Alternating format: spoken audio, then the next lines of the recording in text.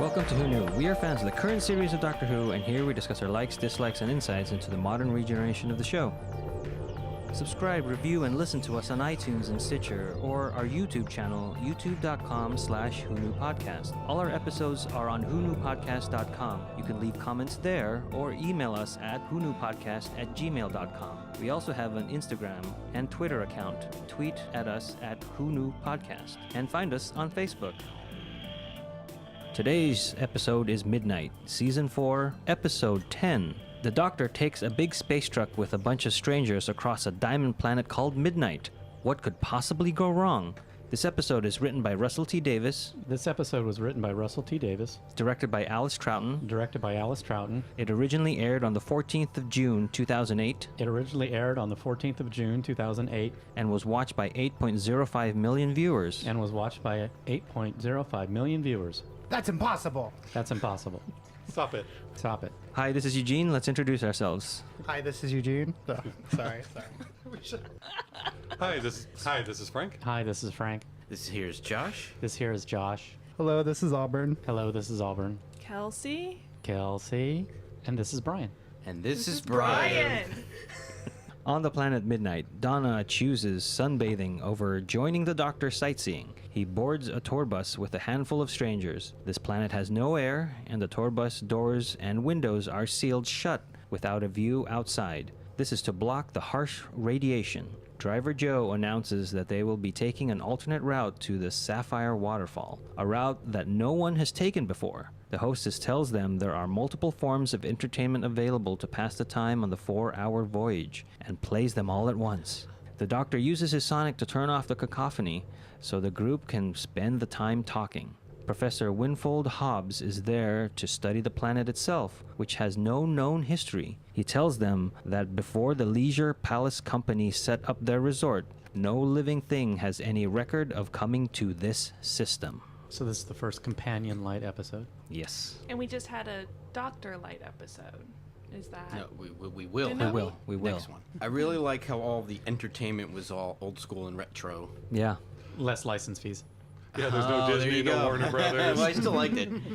And then also, too, it made me start to look at the other passengers. And aside from very slight subtleties, they look like they're dressed from today. Like, it made me wonder, like, when is this even supposed to take place? And even there were even things about the vehicle itself that just seemed very today. Didn't the telephone have a cord? Yeah, Donna's Yeah, full like on, everything. I like that. Well, it had a cord jack, but it had no cord because That's for she was Donna. supposed to hold it the other way so you don't see it. That's for Donna. That's For funny. Donna's. Yeah, but for the Doctor talking to her in the terminal, it had a cord. And I think the hostess, her phone has a cord. Yeah, and there was also a gumball machine next to the phone he was talking. So it takes place in the Battlestar Galactica universe.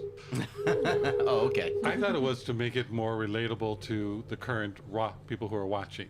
This is a reflection of your society, Right. just set I in the get future that. so that you can relate to what's going on. Right. It's in a way like what Brad Bird says about the Incredibles, like the fantastic combined with the mundane, or the incredible combined with the mundane. Also, it saved him a lot of money. Yeah. Which this episode is Supposed to do. written for. And then to that, Professor Hobbs uses an old school slide projector. I'm like, Right. this is the future. Wouldn't that be like on your little pen or something? But I thought that was nice. I think the structure of like when we first get onto the car or the wagon and we go through and we meet all the characters, we are just getting like they're stereotypical. You have the professor and his assistant, the couple The with movie the star. punk kid, Professor Marianne. Yeah. And also to Josh's point of it being kind of contemporary, the airport humor or like the airplane humor of like here's your earplugs, here's Yeah, like yeah. Make the it 10 juice, here's minutes. your yes. It's a very like it sets it in that like Seinfeld airplane joke. Like yeah, every person can relate. I do wish they would have pushed it a little bit more instead of a 4-hour voyage, a 3-hour tour, to get there. It's like you already have the whole Gilligan's Island. Maybe this was the quickest way to get us to be seeing these people as common people, comfortable. Everyday people that everyday could be people. There's anybody. nothing special about these people at all. They're just all on the same bus. Going back to Silence of the Library, it seemed like he had planned for a trip where she said, this isn't a beach, I'm not lying out Right. in the sun, So it seemed like, okay, that's what she wants, so she took him. Well, So they probably- the doctor took her here for this. No, I'm taking advantage of this, and it fits her character. It just seemed both right and a little bit odd at the same time that she wouldn't want to go see some of these marvels. Some production notes in that beginning scene where the shields and the things drop on the Crusader bus. They had to do a lot of ADR in that scene because when the shields dropped, it was all plywood, so you could hear that it sounded like plywood. And the sound team on this episode is amazing for what they did. And if anybody wanted to do a Doctor Who episode on stage, this is the episode Yeah. to do. Yeah. Oh, right, because it's all one location. And it pretty runs more much. like a play if you think about it. Nice. This- I mean- I never thought about that. This whole episode is like a Twilight Zone.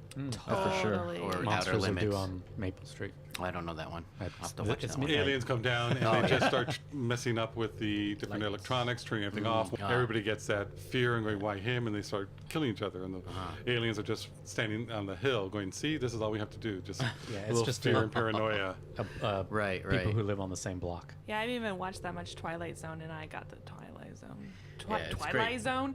Twilight Zone feel. And then I actually started to think that I guess kind of in a way all Doctor Who episodes are a Twilight Zone just with the main character throughout the whole thing. So Russell had written this episode with the inspiration of Star Trek: The Next Generation's episode Darmok. Does anybody remember Darmok? Yes. I do. Oh, no. Yeah. No, you don't say no. You Picard- say Shaka when the walls fell. Oh, is that the same episode? That's it. That's Do you remember that one? oh yeah. Because that's a good episode. Yeah. Oh, totally. Because he's like in two places. Because Picard is like in two places at once, and am I getting that confused with? Oh, I'm getting that confused with the finale. Go ahead. Thank you, Josh. And Smith. Oh, well, is it the troubles with communication? Yeah. Between the two. Speech communication, Yes. more Language. importantly. Yes. So, I They, mean, they all speak in metaphor, so when they say no or something's gone bad, it's Shaka when the walls fell. And It'd they, be the 405 freeway at rush hour. You get the whole idea of it's going to take forever. It's like something. That's how they would communicate. yeah, they only communicate in metaphors, so they wouldn't ever say "I love you." They would say Romeo and Juliet on the balcony, But then you have to understand what Romeo and Juliet on which the balcony is means. where the episode comes in. That's the drama. So it's took that idea, but then expanded and went a different direction with it than what happened on Star Trek. I like how the Doctor seems to change the mood of the ride. It's like there's just all this insane stuff and everybody's doing their own thing and putting headphones in and looking at their own stuff, and he just kills all of it, forcing them to talk. And you get a couple scenes of they're all really enjoying it. They all really like talking to each other. And even with Sky, who is a very private person, the professor is giving a lecture and the doctor's listening to family stories from the family. And then he has a nice quiet little lunch with Sky. So it's like he's getting everybody involved in their own comfortable way, and it makes it all very comfortable. Again, setting you up for the turn that comes later. But with that discussion with Sky, they're looking at their food going, is it chicken or is this beef? Because I think it's both. And that, to me, because Russell likes it, comes right back to Buffy, which is in the Double Meat Palace. And they have burgers that have a patty of chicken and a patty of beef. And they also Dee Dee mentions the missing planet of Poosh. The moon. The Lost moon of Moon. Poosh. And also mentions, I had a friend, but she's in another universe. So there's a lot of little reminders that they're giving you now, kind of as we ramp up to the season finale. Is there another episode before this one where we've heard about the missing moon of Poosh? Partners in Crime? Yeah. what about Shambolis? Have we seen those before? I don't know. I don't think so. That was one of the aliens that Yeah. the father mentioned With in the his pool. story. The pool is a concept. Yeah. Oh, right. But it seemed like everyone knew the Yeah. race Yeah. of Shamboli, like they're bald. Yeah, I don't. Yeah, I, Three I Dog don't Nights remember. Now, Professor Hobbs seems to be the know-it-all, and he's very strict in what he knows, and that's the only truth. Because in here, the doctor tells Donna that it's real sapphires. Cascading down the waterfalls, real sapphires. But then when you're listening, Professor Hobbs tells Dee Dee that they're not real sapphires; they're just something else. That's His kind of a own motif truth. throughout And this this. is so this is the first instance where you get that idea that maybe he doesn't know what he's talking about. I mean, he's been there 14 times and he's saying it's not real sapphires, and so you start listening to what else he says throughout the episode. So I don't know if at this point you're kind of going, well, was the doctor the truth, knowing that they are sapphires, trying to get Donna to go with him? I'd believe the Or doctor. or is this the first time he's there and doesn't know, and Hobbs is correct. And I take it as this this is the first time he's there, and he's just in that giddy, everything is new. Oh, I want to see this. I want to see this. Yeah, because there's another example of that later, but I won't. I'll bring it up when it comes up. The bus stops, and the hostess asks everyone to return to their seats, saying it is just a routine stop to stabilize the engine feeds. Knowing she is lying, the doctor enters the driver's cabin under the guise of a company insurance agent. Driver Joe sticks to the engine story, but Clyde the mechanic tells the doctor that they just stopped, even though all systems are working properly. Joe sends a distress call, but it will be an hour before help arrives. The doctor talks Joe into raising the shields in the driver's cabin, stating that the glass will protect them long enough to take a look around. Shining diamond spires gleam in the sunlight. Clyde sees a shadow among the diamond spires, but then the alarm sounds. The shields must be lowered to protect them from the solar light, which is extonic, meaning it will destroy anything living that is without protection. Clyde says the shadow thing looked like it was running towards them. So here's that example, is where the track and the route that the Crusader bus has to go to, they had to reroute because of something else. And the doctor is talking to driver Joe, and he says, nobody's ever been on this path. We're the first ones, and he's excited. So that's just what we were talking about earlier. More about the doctor being the first one to kind of trailblaze this endeavor. This is one of my favorite parts of the episode because you don't see what Clyde is seeing. Yeah, But- I always wonder that. Am I missing it every But- time? You keep looking for it, but Right, and I've had, ever since I've seen this episode, I always have a picture in my head of what he's seeing, like this shadowy figure. And when I kind of was not thinking about it too much yesterday when I watched the episode, and I kept waiting for that shot, and then I guess that was all in my head. Like, that's how powerful that idea is, and the actor sold it, and the editing, the way you almost see, all that stuff. Everything about this episode is basically something that's implanted in your head. It's great. Yeah, and whatever you imagine in your head is going to be far better than what they can Right. render. when they look at the diamonds, it looks like a cityscape. It just look like towers and people would be living there. And it's like, was this entity just come to this planet and stuck there? Yeah, like what? Or Yeah. was it like the last one remaining? Did it kill everybody that was in those cities? Are they cities, or is it just the imagination, like you said? Well, and I kind of had a memory of thinking it did have something to do with the character of Skye, because she says she found me. Like, this was something that followed her across the universe. But then when that didn't even pay off, I kind of Right. just figured, oh, she was wrong. Or, I mean, it's okay not to answer these questions because they're just Yeah, sidelined oh, out yeah, to what it's they're great. actually telling in the story. I want to know more. Yeah. Yeah. What were they planning? Because the one thing that made me think what Josh said was that she goes, I'm on a schedule. Like, she was supposed to go somewhere and maybe meet this thing. oh, That's what made me think that. maybe. Right. And for me, like, all these unanswered questions is why it reminds me of a Twilight episode. Yeah. Right. Because it's like you mean Twilight can't- Zone. Twilight Zone? What did I say? Twilight Is it Twilight? episode? That is vampires. werewolves and vampires. Oh. Shiny okay. We vampires. just want to know for the audience to verify. What episode did you watch? I tried to, like, have theories about this episode and bring reasoning to this episode, but you just can't. It's just a fun little It's scary episode that makes you think about current state of affairs and how we treat one another. How easy it is to strip away the veneer of civilization on people. And that's I what mean, that's you can being see delayed. from her character, she seems to be a very buttoned up, rigid character, and my ex had to go to a different galaxy to get far enough away from me. Literally. Literally, Right. so she's kind of, Yeah. And I thought that too on like the first viewing, but then now that you watch it more than once, you kind of try to shoehorn in other explanations of why things work, and then that's one of the ones that made me think of what Josh said. I was actually also wondering if the creature caused the obstacle to make them go that way.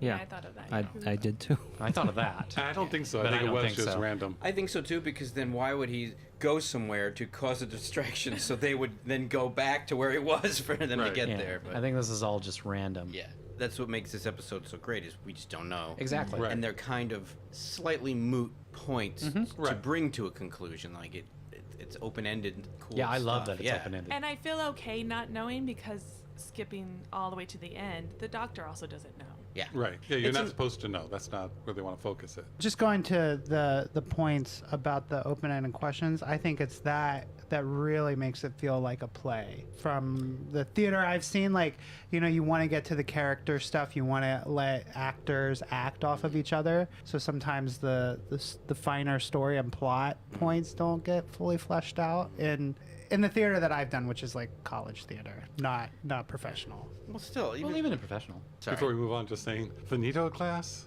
Come up with a better name. Man, Oh, it's- and what did we Finito? call the Finito. race? Extonic. Extonic.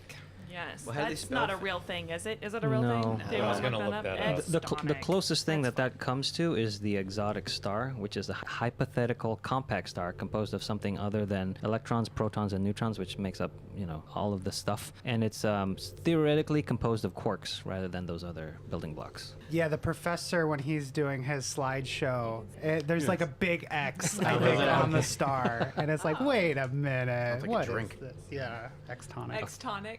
A former drink. It's forward. It's after it goes flat. Yeah, Well, my tonics are in Texas. that's funny.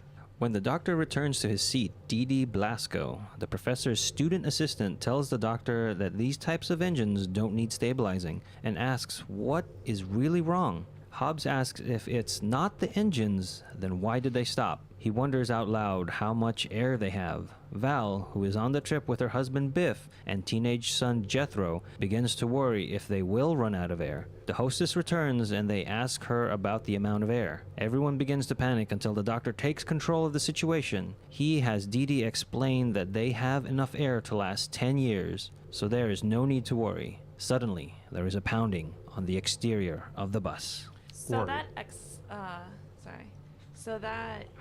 escalated. Sorry. Yes. It's so that escalated quickly. Yeah. Because they just overhear air. We're running out of air. No, nobody ever said that.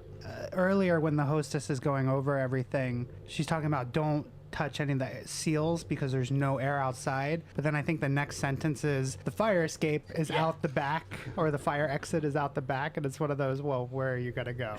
But But that was a joke. Yeah, Yes, yeah. that ranks right up there with Okay. here. Your peanuts may contain nuts. okay. And it's like, no, it doesn't. That contains I took it too legumes. serious. But I took it her joke Yeah. going, the fire exits in the back end. Of course, you guys first. Yeah. So that was She a did joke say that, going. yeah. A little Southwestish humor. I gotcha.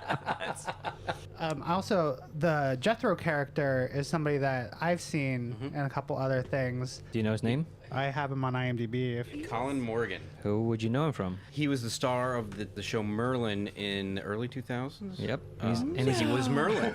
he is. I watched that. And he's also on Humans. And that's where I've seen him most recently as Leo. Yep. Yeah. But that's a good show as well. If you're out there watching and Miss Westworld, check out Humans. Humans. Okay. So speaking of the escalation, I noticed that in the soundtrack, the score, they do an underlining like heartbeat to the amping up of the music, and I thought that was really smart because everybody's panicking, and I would imagine blood pressure rising, and then the heartbeat underlying the score goes with that. The growing tension. So it was the score, not Don Johnson's heartbeat. No, not that. Yeah, that went right over my head.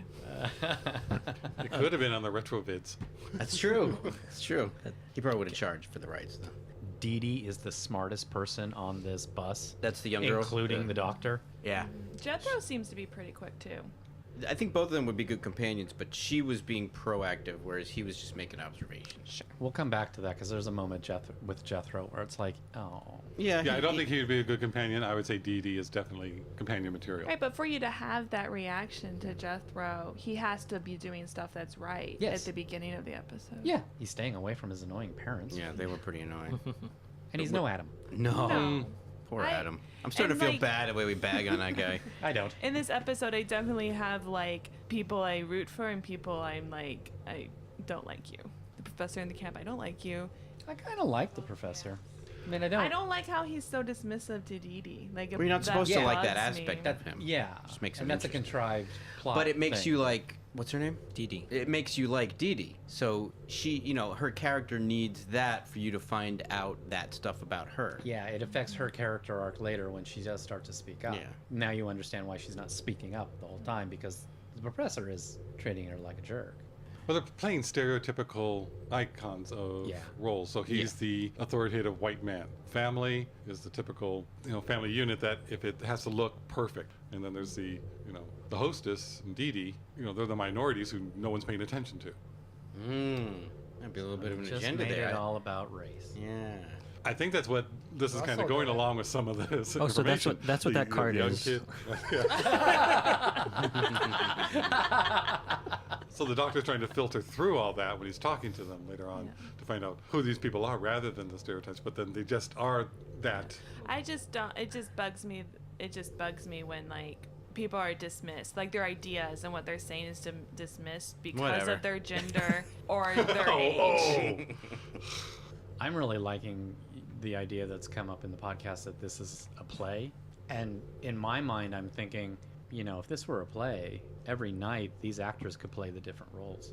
Yes. Professor Hobb insists there is nothing that can live outside, but the pounding continues and moves to the main door. Sky, a woman traveling alone, panics and screams that it is coming for her. The bus gets tossed around and the lights go out. Flashlights are passed around and they find Sky huddled in a corner. The hostess goes to check on Joe and Clyde, but the front cabin is destroyed. Sky starts to mimic the doctor as he talks to her, repeating everything he says. She then repeats anyone who talks, no matter how long or complex a statement. Some speculate that she has been possessed by whatever being was outside. After a moment, the backup systems come back on, restoring the lights in the cabin. I think this is where the episode starts to get brilliant, for me at least. They've never really fully explained how it got in there. Was it her fear that it was feeding? Like, why did it choose her? Because at first I was just thinking what she said. The first time I saw the episode, it was after her. And, watching it a few times since then. That's what makes me think that. Yeah, but watching it more, the more I watch it, I figure, no, I think it was just after her because she was the most afraid. The vulnerable one? Or the most excluded. Well, Jethro. That was Jethro's idea. Jethro says that later on. Does he say that? Well, then I got the idea Which from Jethro. I like that in the moment they're just throwing out ideas, trying to figure out what's going on. I mean, already it's established this creature shouldn't exist. So if it can do something like get through the ship, it cuts the wires. But how did it cut the wires in this little hatch? So it's already not making sense. So it kind of gives leeway to anything. Paranoia. Deep destroyer.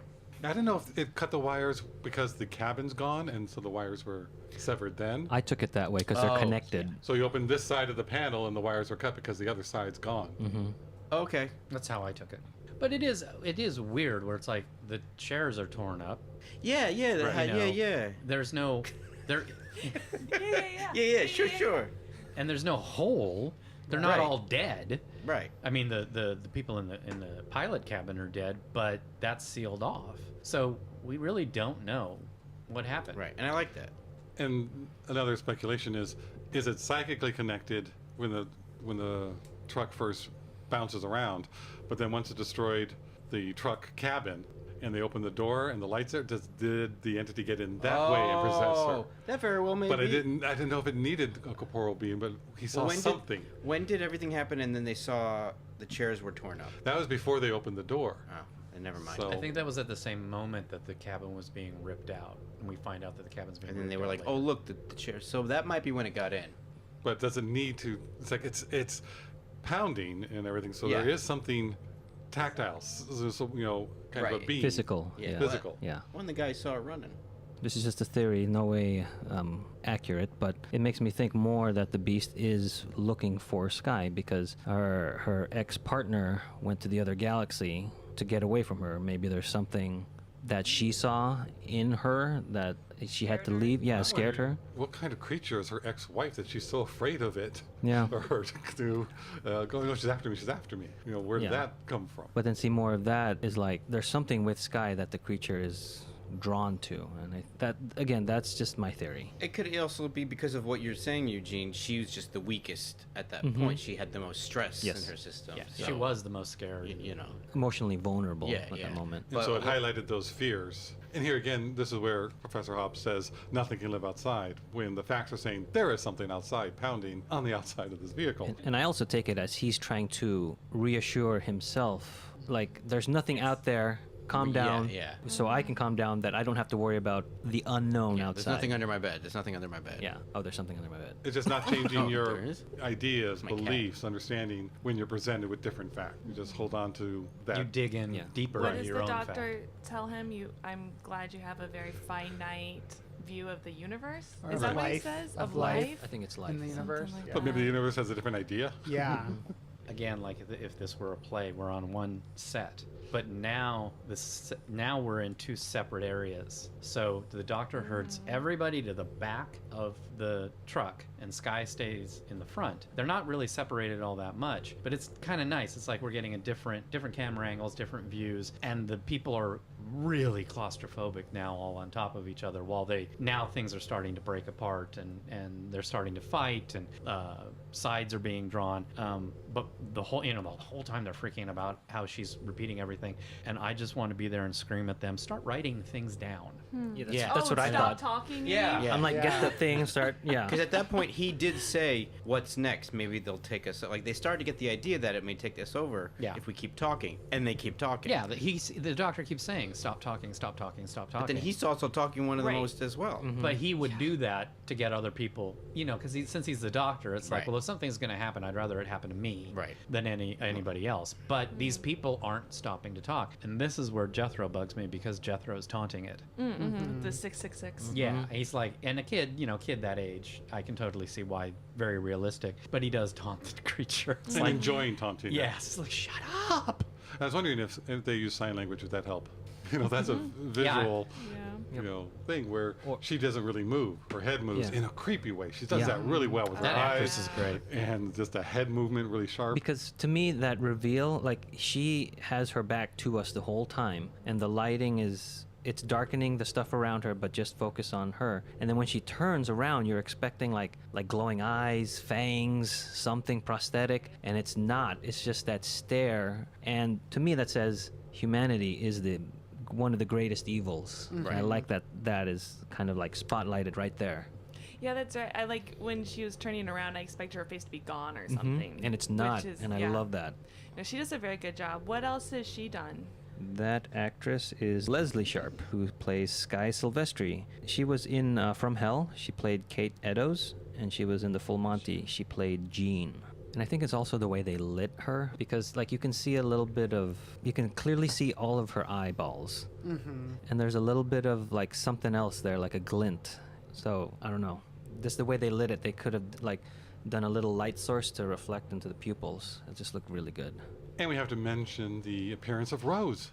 Oh yeah. Just right behind him. This one's Right a behind bit the more doctor, there's obvious Rose. than some of the past Yeah. episodes. And I think this is the first one that's on screen with David Tennant. Yes. Oh, okay. It's like And- you can't miss it. It's just him And then he does. Rose. Yeah, because he's But I out of mean, focus. As a viewer, we I know. can't Yeah, miss you it. can't miss it as a viewer. Because he's out of focus and the focus is on the Oh, screen. okay. Yeah. We didn't really discuss the knocking a lot, like besides the heartbeat thing. But that is one part with this episode, again, because of like the kind of the theatricality of it. It uses the audio to really drive a lot, and of course, because it's written that way. But the knocking with the call and response, and then once we get Sky's character being possessed or whatever, like as all of these conversations continue to happen, even when they're separated, underneath of it all, you can still hear her double speak, and now her like synced speaking with all of the characters until the end of this conversation where they're both apart. Yeah, it sounded like they were doing something with Sky's voice, like modulating it just slightly. I think because it was doubled up, it made everyone sound like they were modulated. Because when I'm doing some editing too, you could probably experience it, but like I'll be replacing a longer piece with the actual raw piece, and the clip itself is like a half a frame off, and you can't get it right, and it sounds modulated, but all it is like a half a frame off. But what you were saying, Auburn, about the knocking is very Edgar Allan Poe, Telltale Heart. But I mean, what an idiot! Like, Yeah. what was his name? Biff. Biff. What an idiot the Biff doctor is. also knocks, though. But only after Biff has already like announced that, hey, we're here, come get us. Oh. Like if something was knocking on my ship or boat or truck like, and again, the sound's really good because the sound and the way that's edited, because you feel the knocking going around the vehicle. You feel it when it's like above them. Like you don't even need their reactions. Like you already in yourself, you feel like it's above you. But yeah, Biff, like if something's doing that, I'm not about to like go, oh no, we're okay, yeah, and knock on any door. You're gonna pretend no one's home. I'm gonna be quiet. I know, if you're still wearing like, polo shirts in the distant Yeah. future, maybe you're not too bright. Nice shirt, Frank. It's not the distant oh, he future. was waiting. Like Yes. that one, they're responding. You're and then, communicating and because at of that that, Yeah. it leads to the doctor going, This is repeat it. intelligent. And rather than it being a scary thing for the doctor, it's there's some intelligence behind this. So we communicate. Oh, that's a great moment too. I don't know if we got to it yet, but when they say you want it to actually live or something, and he's like yes, and he catches himself that he is excited. He realizes if he talks about that he's excited, they will be against him. Wrong crowd. And he can't. Yeah, I read the vibe wrong. he can't bring himself to lie about his own intentions. Sky is no longer repeating whoever is talking. She is now talking at the exact same time as them. The doctor moves everyone to the rear of the cabin and tells them they just need to wait until help arrives, which will be about 50 minutes. Sky stares at them, simultaneously saying everything that is spoken. Jethro speculates that whatever was pounding used her fear as a way to get inside, but Professor Hobbs keeps insisting that nothing could live outside. The doctor states that something is inside of Sky and is concerned as to what it wants. The hostess says that they should throw her out. It killed Joe and Clyde, and now it will kill them all. Biff agrees, but says that they can't because the change in pressure will suck them all out. Dee Dee says they can because the pressure seal allows them 6 seconds before they lose integrity. It was whatever this is that's in Sky is not all it's able to do at this point is mimic them and then sync up with their speech. But like the doctor says, like she can't move. She's leave her not there. a threat. Yeah. She's not a threat. We just need to wait. And it's like and then all the other people start coming up with like, oh, we got to kill her. And Yeah. Even later, when she kind of gets control, she's not physically doing anything to anybody. She's just manipulating everyone else to do it. And that's why I feel that reveal of her turn, and there's no monster makeup or anything on her. I'm like, yeah, those are the people you need to worry about, humanity, like the people surrounding you. Right, and that's what it we looks do like. when we're afraid.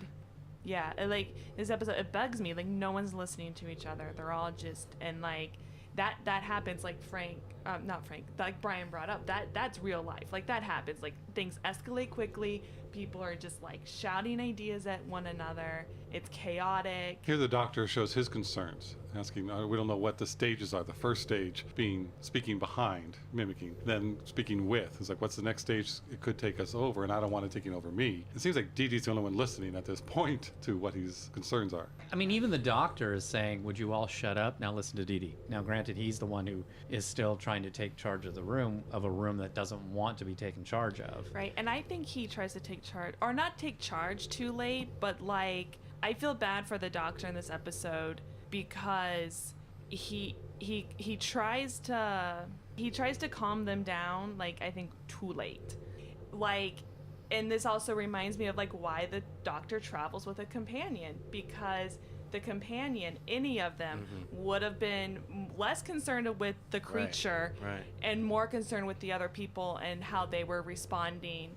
Right, while he's over there having a because like come on, like he's also kind of playing to Well, he's seeing the limits of Like but these terrified people are watching him do it all And without the companion. without anybody there. Yeah, it's for reassurance that Yeah, it's yeah. going to Yeah. be fine. Also, too, I always get the feeling that there was something about the creature that's amping up their fear. So they're not really behaving like they normally would. Oh, I do. What? think that they're behaving. I the think way this is they I normally mean, Exactly it very how well, people but would behave. I always thought it was a possibility. So I just see it as that's this. I see this whole thing as like a study in fear and paranoia. The doctor is almost when he gets stumped when he kind of doesn't know what to say to them. Usually he comes into a situation and he is the most clever, and everyone shuts up because he's the one talking. This is one of the only episodes in the whole show's run where people don't let him talk, and there's a cacophony of people's noise and stuff that he can't do his thing. I can't even be me in this room. While also being robbed of that second person to say, I Right. trust him with my life. Right? Yeah. Because people are always questioning him. Who are you? Why should we? Who is Yeah. this guy? Why should we So trust while he him? goes off and does weird things, Right. you've still got somebody else standing Right. around going, he's been through this before. Right. I've been with him. Trust Right. him. I do. I was gonna say misdirect like a magician. Like here's something over here while you're doing this other thing to kind of solve the problem. Just another way to look at it. Yeah. But I think the entity is affecting everybody. It's escalated. Because I think even Dee Dee is saying, I want to live. And she's showing a lot of fear when she's the smartest person in the room. The doctor gets very emotional, which is not something the doctor would usually do. I think either. Well, this doctor does. That's one thing about Tennant's doctor is he's emotional.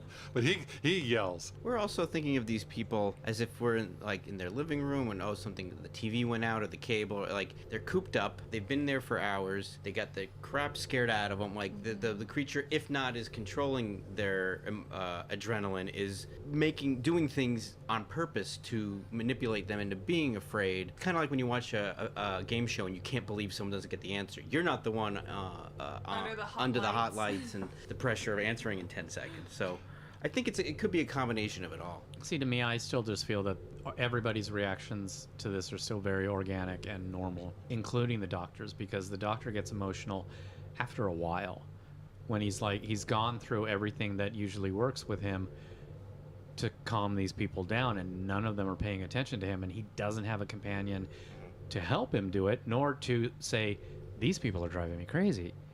So he does explode. But I'm not saying that it's not organic. I'm not saying it's not true. I'm saying that it's being escalated or influenced where they're not using other aspects of the emotional range or even intellect. Escalated how? By the outside force of the entity, or just by them? By the outside force of the entity. I think if Donna was there, she would be scared and she would be lashing out and being angry at the other people, because I'm putting more of my own speculation of the entity's power. There's another point here where the professor says, again, nothing can live outside. And He's wrong. Yeah. But also, he's saying that instantaneously, the light will destroy anything organic living. And the front cab is gone. The finito glass is gone. And the light comes in and everyone's still alive. Well, that's within the for 6 seconds. Yeah. But There's a that buffer.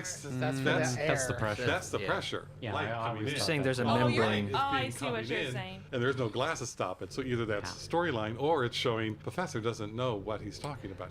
No, because but the thing is, though, everybody thinks that the light's going to kill them. And I took that as like the membrane is more than just air. It's like got something else, but I don't know. That is the common idea that, okay, let's just, say generalization of it's going to, why going 2 seconds, 6 seconds, 8 seconds while you're out there? Yeah, something arbitrary. Instantaneously going to kill you. And he just buys into what he's been told rather than being a professor and figuring it out why or what's going on. He just accepts that, and now it's fact because someone told him so. Yeah, but whatever it is, they're still alive after being bathed in it for a little bit. And so he's wrong, like you mentioned. Well, it's in a book. It must be true. It's on the internet. I saw Must it on be the web. the dark web. The doctor argues that they are not going to kill anyone. He asks them to decide what they are, murderers, or are they better than that? The hostess says she will do it. Biff, Val, and Dee Dee agree that Skye needs to be killed right away because she is growing stronger. Professor Hobbs and Jethro side with the doctor until the hostess tells them that the doctor just showed up. He didn't buy his ticket in advance like the rest of them.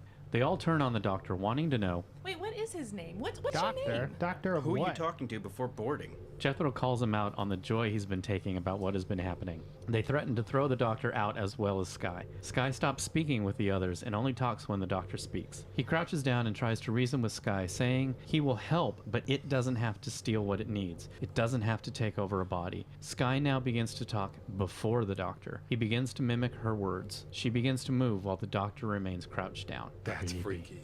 I know. I always get freaked out by people being taken over by things anyway. So this episode was made to freak me out. I really enjoy the doctor's inherent goodness when he sees this new creature and now everybody's wanting to kill it. He's like, well, you're going to let humanity's first message to this new creature be murder? I was like, wow, that's powerful. It's like, okay, well, we're going to take Skye and throw her out. So you're going to kill Skye. You're not killing the entity. You're just Or gonna- are you? here, Or is here, Skye go back already outside. dead? Skye Go may outside and play. But Skye may already be dead. Right. Well, Dee Dee brings that up going, it's now corporeal, maybe it will die. I like how the doctor is trying to answer them when they're doing the questions, and he's like, no, I just showed up here. Oh, I'm a traveler, and Val just says, oh, a traveler. Oh, so you're an immigrant. Yeah. Oh, I missed that. Oh, that just was a slap in the face. I completely missed that line. And this was written 10 years ago, and it's relevant Yeah. now. Amazing. I wonder if the creature inhabits other bodies and travels by hearing other people's voices. So possibly it didn't get inside. Physically, it was making noise, so he heard to incite the people inside to make noise so he could hear, and that's how he got in. Or she. It. They. It was Biff that let it in. Yeah. Oh, with the knocking? Okay. Shouldn't be on an airless planet then. That's a very good point. That's why it's stuck So there. it wouldn't have even heard the knocking. True. Unless it had its hand up. Would have felt it. But that makes me think that it did derail the tour so that it could encounter Yeah, but another but species. I know what you're saying, but it wouldn't detour it somewhere that it wasn't. Yeah, I'm just trying to I put a know. pattern to something that's not there. Because I Yeah. thought that originally Yeah, too. it would have just gone right to the car, Yeah, the truck. Yeah. Or the pleasure palace. Right. This is all just speculation, but to me, I like it being all incredibly random. This all happened because they went down a path that never happened before, and something happened to the truck, and it got stopped. And that creature was passing by going, ooh, look. And yeah, and if that truck had just kept going, everything would have been fine. Most predators, like, it might have seen trucks going before and just like, oh, whatever. But now this one is injured. All of a sudden, Here's my like, chance. yeah, here's my Yep. chance to go see what's up with It's it. in my home. But all that to be like, I think it would make a great Twilight Zone episode. What I'm trying to say is there's a few things that it could have done to make, for me, like a more interesting Doctor Who episode. I still think it's interesting television, and not every Doctor Who episode needs to be the same, but there are some of these, like, yes, they're good questions, but they don't matter to the story, and that's okay. But at the same time, like, I like some of those questions to matter. That's why I watch Doctor Who, to get some of those, like, answers. Like, Right. oh, well, this thing was an alien from like 1 billion years ago, and it must have been here all this time, and now we just disturb it. Like, I like those kind of things personally. I, as a viewer, like those little, like, okay, yeah, give me a good reason that kind of makes sense, but kind of But doesn't. you don't get that in this episode. Well, there's just a lot that you have to, that doesn't matter. Like, where the alien was before, it doesn't matter to this story. Like, what the deal is with the diamond planet, the extronic radiation.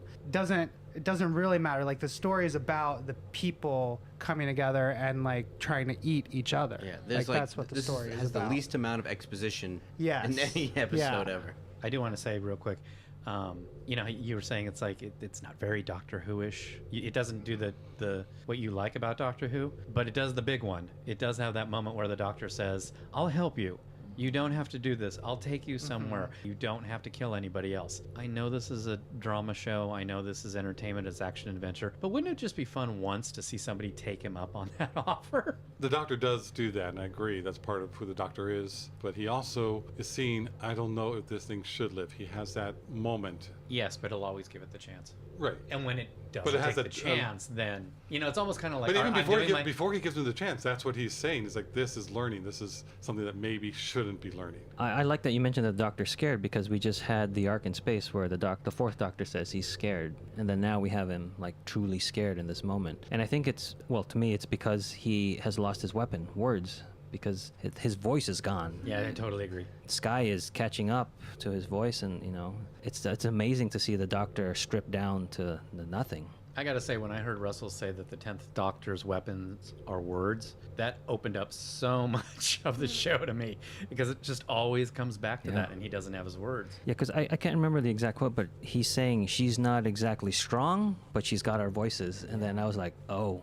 she has a weapon. Yeah. Plus, also, there's earlier in the episode, he is using his words. It's not working. They're not working. Yep. And it's great that it's twofold, that it's not working on the people he wants to save, and it's also not working on the thing he's trying to combat. Right. Yeah.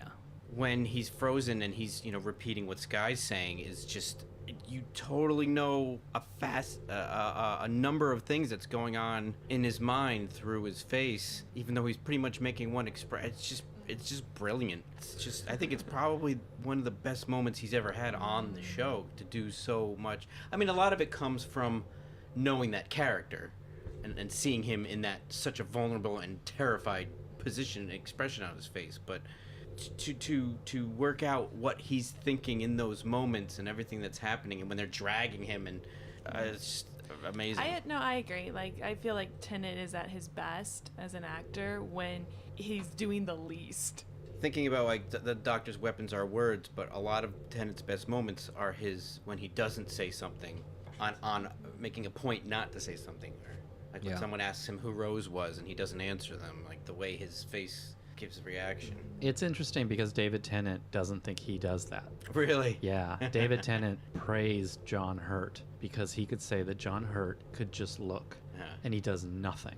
Oh, he totally does. And you know exactly what's happening in any moment. Well, that's why and he said, but while Matt Smith and I are there mugging all over the place and chewing up all the scenery, and it's like, oh, what? And then this guy just lifts an eyebrow real quick, and he just puts them all to shame. Yeah, well, because that's the moments that an editor or a director catch that the actor doesn't even know they did. And you put that in. It's how you create a story in a reality show that has no connection to what's actually going on. This is also a good part because it does show that the Doctor is stronger than Skye, because when he's repeating her, he's fighting it. Yes.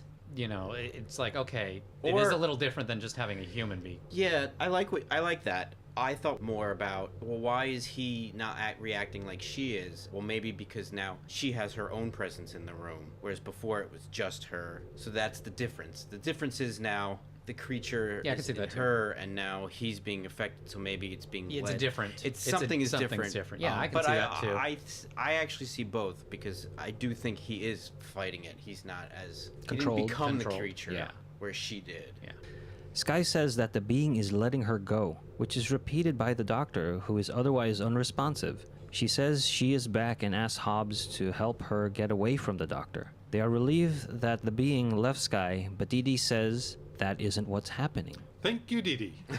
Skye tells them it is now in the Doctor, and it indeed killed Joe and Clyde. Everyone is believing Skye except for Dee Dee and the hostess. Dee Dee reminds them that the Doctor warned them this would happen. It may have taken his voice, but it is still inside Skye. They fight about which one is possessed. Biff grabs the Doctor and drags him toward the airlock to throw him out. The hostess hears Skye begin to use odd phrases that the Doctor had used earlier. Realizing Skye has stolen the words from him, she grabs Skye and opens the airlock. She holds onto Skye and counts to 6. They are both sucked out, and the door closes immediately after. The Doctor collapses, repeating over and over that it's gone.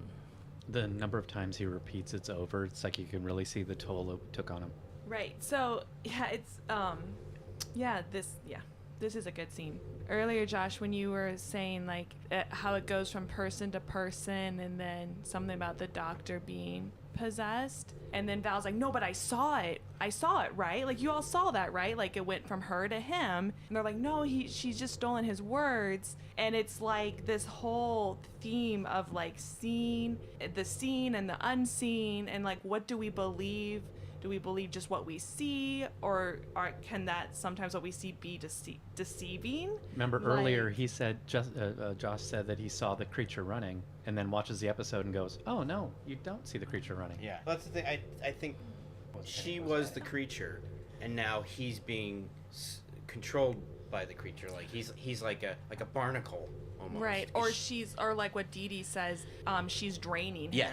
I was going to say the thing that I thought of was Skye is behaving unusually unemotional and calm. I can't see Val's reaction. Yeah, reason of like she's back. okay, because if that happened to me, I'd be like, oh, I can't believe it's gone. I'd be like more emotional. Val's evil. Yeah, That's the reason. Also, too, I think for the audience's sake, they needed to show that the creature is enjoying these people's suffering. Completely understood, And but a total, but and I'm going off of what Val, like her reaction is not my reaction. Yeah, is what I'm saying. I like to watch this episode and wonder who I would be, which person in that truck I would be, and I usually when I watch it, it's like I'm a combination of the Professor and Biff, up until this end, because it's like, no, I'm not going to be throwing the Doctor out. That doesn't make, to me, it's like that doesn't make sense. So it is kind of like, oh yeah, I'd be terrified and the wimpy person, but in the end, I wouldn't be killing anybody. But the entity is using their fear by what she's telling them. It gets into your head, and but then starts using their own terminology and wording. that they used earlier in the episode. She's repeating it to emphasize it, such as it killed, Joe and Clive. She's saying that, going, oh yeah, so it's repeating what their fear was or what they either truth know or didn't have it as a truth. But she's repeating that. That's why she starts, because I did find it weird that she would just start saying molto bene and things like that out of the blue. But Right. what you're saying is it's not. She's kind of repeating everything that was said earlier. I see that, the molto bene and all that. I see that as she's feeding off of the doctor and Right. feeding off of the emotion that the doctor was feeling. So she's thrilled. Everything that she needs to happen is happening. Right. And but, so she's like, this is great. And just Right. the words come out, molto bene. Well, it works on both ways. Something that just came to my mind, which I don't know, this is again me doing the speculation, was the doctor doing that? Huh? I can Since also take she's it that way. repeating the doctor. Yeah. She's I linked to wondered the that doctor. too. So is he doing that knowing that those are odd phrases Yeah, because of the they're- way the hostess and it's like a was? trigger. And listening, so Yeah. he can hear everything that's going on. He hears Dee Dee and the hostess going, he's stealing the words. Yeah, but is the doctor connected to... He's hearing everything. So he's hearing Yeah. Dee Dee and the hostess saying, Right. no, she's stealing his words. And he's going to try and put those words Yeah. out there. And that's what got the hostess going, those Wait a are his minute. words. He's the Yeah. only person who ever used those words. They Right. make no sense to this situation. There's a Star Trek precedent for that. I mean, I like to think it's her hubris that she's won already.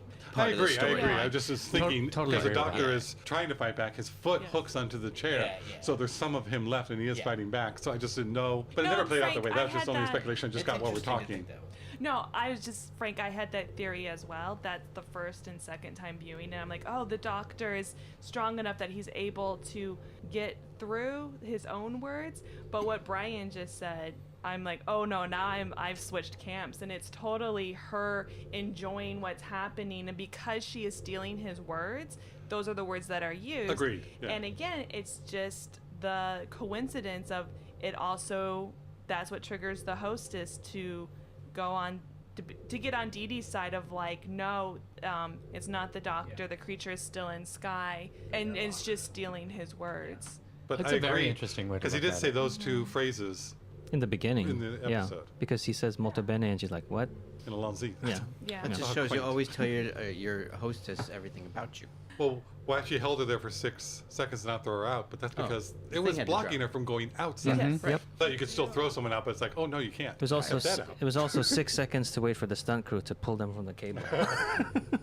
I really like the turn of the hostess, that you go from like hating her to really, respecting her, in the end, and it kind of it doesn't seem like a convenient turn. Like, she wants to kill the thing that's hurting everyone, and it's not about her own ego and saving herself. It's about, so when she Wanting to kill it, going, it's going to come after us. She didn't say you guys. right, or anything, but the fact was, that, but we're part of it. in the end, you see she wasn't. It was more about killing the evil thing than self-preservation.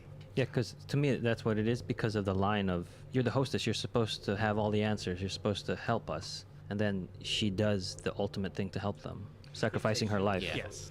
20 minutes later, they are rescued. The doctor asks if anyone knew the name of the hostess, but no one does. Donna hugs the doctor and wonders what it was that boarded the shuttle. He doesn't know, but he thinks it's still out there. She sees that his experience has truly shaken the doctor. This part at the end, I really enjoy the turn of phrase, if you will, where he says molto bene and then she repeats it and he's Right. like, don't do that. As opposed to like a companion mocking the way to talk or trying to mimic the way to talk. And he's like, no, don't. But in here, he's like, don't do that, because I just went through a thing that was very traumatic with things repeating what I just said. And I was Yeah. like, that's great to Yeah. take something you built up 3 seasons worth of and piece then of comedy. turn it. I love that. I do think this, supports, our theory of the entity is affecting everybody and adding to their fear, because when it dies and run out, the doctor says it's gone and everybody has a reaction. It looks like something left them as well. The only one that I still think is evil is Val, because she goes, oh, I knew it was her. But everybody else has that, at least the way they're acting, the look of it is the sanity has come back to them. For me, I was reading everybody else's expressions in the room as like embarrassment of the way they acted. And then afterwards, 20 minutes later, when the rescue ship arrives, that's when I get more of the Yes. ashamed. Okay. What's Oh, Now, happening. okay, now I okay. get it. They both of them are kind. I They're really remember quick. now. There's a fade to black between those two scenes, but they're kind of similar, and they're mixed up in my mind, I guess. Professor Hobbs is played by David Troughton, and he is the son of the second Doctor, Patrick Troughton. And he's appeared in classic Who, with the second Doctor, his father, The Enemy of the World, and he was Private Moore in The War Games, which was his father's last serial as That's the cool. regular He's the Doctor. son of a doctor. That's great. And he was also with the third Doctor in The Curse of Peladon. This is the first televised story since the Genesis of the Daleks not to feature the TARDIS. And we don't even miss it. It's amazing. Some behind the scenes further is that the director, Alice Troughton, not related to Patrick or David Troughton. When she read the script, she was terrified not only because of the story, but because it was one location and it was a stripped down doctor. And then they didn't know, like, how am I going to do all of this and keep it interesting? And then Russell wrote this episode in response or in reaction to Voyage of the Damned, where he takes a bunch of survivors, but it doesn't end as well as it did in Voyage of the Damned. So yeah, some real parallels between Midnight and Voyage of the Damned, with like the professor character, like the know-it-all that's not quite a group of characters, like following the doctor with the doctor without a companion. Yeah. I think this episode was almost an anti-Doctor Who episode, in that many of the episodes that we've gotten to know now, the Doctor finds the specialness, the good in individual people. You know, no matter where it's going on, and a lot of times he finds that, and many times that person then ends up dead, but he still finds the humanity or the goodness in it. And this is showing all the darkness that is in humanity. He doesn't make these people better. No. You know, I'm hoping that would be the entity, which I like at the ending where they don't know if it's still around or Yep. not. And the I doctor love thinks that. it is. And it's like, okay, they better find another place to move. It kind of reminded me a little bit like Jurassic Park. I am not going to invest in this. Or how does it go? I've decided not to endorse your park. Yes. Midnight. Who is this episode good for? Or more specifically, this episode is good for who? I love this episode, but I'm gonna say that this is for. I'm gonna say this is fan of Doctor Who, just because. So it's like I don't want to introduce anybody to something like this, although it's really good, and I think they would get to the point of really liking it fairly soon. But I wouldn't have it be new, and I wouldn't have it be casual. Just a fan of the show, but it's one of the best for the fan of a show. For me, diehard fan is someone who watches episodes over and over again. Yes, I agree with Brian that a new Who viewer or a casual viewer may not enjoy this as much as a fan would. I feel like this episode gets better on repeat viewings. I think that that this is a very even though it doesn't answer our questions, it's still very well acted, very well edited. The sound scoring, everything is very good about it. So I'm going to say that this is a good episode for a fan. I do think that this episode does get better with repeated viewings. The second time that I watched this in preparation for the podcast, I did like a little bit better, but I agree that it is unlike other Doctor Who episodes that I would use for new viewers, or that I would suggest to a new viewer. I think I will agree. I'll put it in the fan category because it is a good episode. It is well acted. It does give, like, watching it, you get feelings from watching it, which I think is one thing that entertainment is meant to do, is to help you feel. But the episode does have some shortcomings in the science fiction genre that Doctor Who lives in. Like, the reason that I watch Doctor Who is not always for those hard-hitting performances, but sometimes it's for those, like, cool ideas. And while the idea is cool, it's not quite connected as much as I would like for even a casual viewer. So all that to say, I will also put this in the category of someone who is a fan of Doctor Who would be the person that would enjoy this. I'm going to say a new viewer, because I think this is a great episode that you don't have to know anything about Doctor Who to enjoy. You won't know about all the doctor-y things that we're talking about, but to me, if I never watched Doctor Who, I didn't know much about it, and I saw this episode, I'd see a really good show that, wow, this is what this show can be like. I want to watch more of this. Plus, you get a lot of the Doctor, which in something like Blink, where it's a great episode for a new viewer, but there's barely any Doctor. This has plenty of Doctor, even though he's a little different. For the average Joe or Clyde, I wouldn't show them this as a new episode for a new viewer. But if the Hollywood, like Halloween Horror Nights kind of person, or doesn't know Doctor Who and likes that type of feeling, if you're a fan of the Twilight Zone, this is a good one to introduce them because it's similar to what they already like. It has that macabre fear factor to it. I would go just casual. I don't think you need to be a full-out fan. I think it has enough, feeling of this is a good episode. Similar to Blink, that it's a good enough standalone episode. You will enjoy it. You will like it. It may not be completely a representation of what the whole Doctor Who is, but I would, just casual. Yeah. I thought I was the only one going to put this in a new category. There's a lot in this that I enjoy, and when I'm thinking of what to place it in, I keep thinking, do I know somebody that I could introduce this to? And I know plenty of people that love horror, and they would get a kick out of this episode. I also like the parallels that it has with the Star Trek episode Darmok, and then that the entity is like this unseeable, unformed thing, and it's more about the character stuff that drives this episode for both episodes of Star Trek Next Generation and Doctor Who. And then the creature is also very much sound based, and it's using the Doctor's weapon, so I like that turn. Yeah, I just really enjoyed this episode, Midnight, and so that's why I was like, yeah, I can put it in the new category.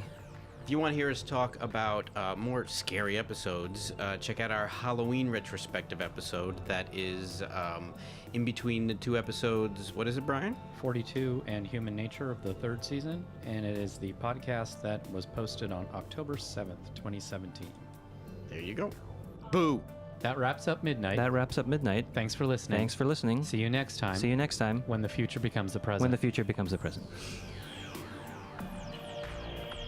You just listened to an episode of Who Knew Podcast. Our wonderful theme music is by Michael Grady. Find him on Facebook at The Universe Explodes. All our episodes are engineered by Auburn. Find him at auburnbinkley.com. Follow us on Twitter at Who Knew Podcast. Subscribe, review, and listen to us on iTunes and Stitcher. Or our YouTube channel, youtube.com/Who Knew Podcast. Visit our Facebook page. Please leave comments, reviews, and click like to help support Who Knew Podcast.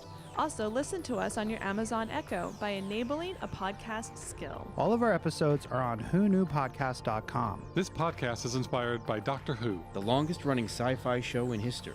And especially the revival spearheaded by Russell T. Davis. Thanks to Russell, Cindy Newman, Verity Lambert, and all of those involved in the adventures of our favorite Time Lord. Your work continues to inspire and entertain.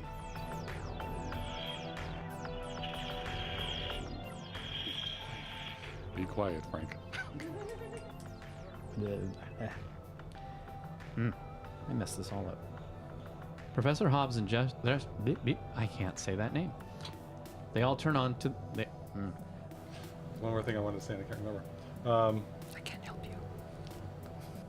Rose Martha Donna Tardis.